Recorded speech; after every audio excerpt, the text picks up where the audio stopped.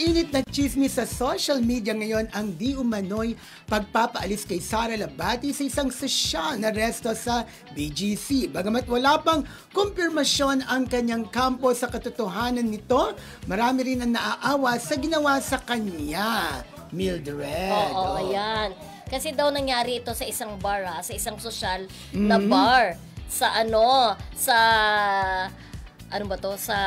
ayoko nang banggitin yung bar, wag na lang natin banggitin yung bar. Diba? Basta sa BGC yan. Oo, sabi daw. Sabi daw ito naman ay nasulat ito ay di umano naisulat naman ito. Sabi daw ni Rocio Zobel, I don't want her here. Sabing ganon.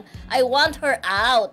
Ang common denominator ni Rocio at saka ni Sara ay ex-girlfriends daw sila ni Romualdez. Ayan, oo. So parang medyo may conflict sila. Pero parang mali ang ating caption sa ano. Oo, bakit? Oo, parang no? Oo nga, mali. Oo, mali. Ayusin na lang nila. So yun naman, ang common denominator daw nila ay pareho si Sara. Although hindi inamin to ni Sara, di ba Kuya Romel? Parang hindi naman ito inamin ni Sara, di ba?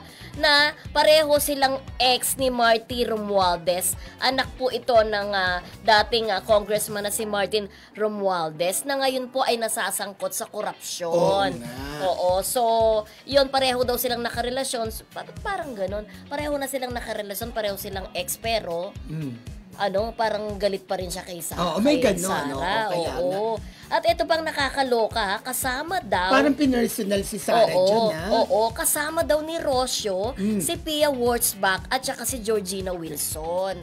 Pero naawa ang mga netizen dahil may lumapit daw kay Sara na nung pinalalabas siya at lumabas naman daw si Sara. Ay, parang naawa naman ako nakakaawa naman. Sana naman pinagbigyan na lang siya, no? Huwag na siyang pinaalis. Correct. Kaya nga, sayang. Marami rin ang nasasayangan na according sa ilang source daw, sayang daw dahil matalino at gwapo at mayaman si Marty na nag-aaral sa Amerika at counselor pala sa Tacloban.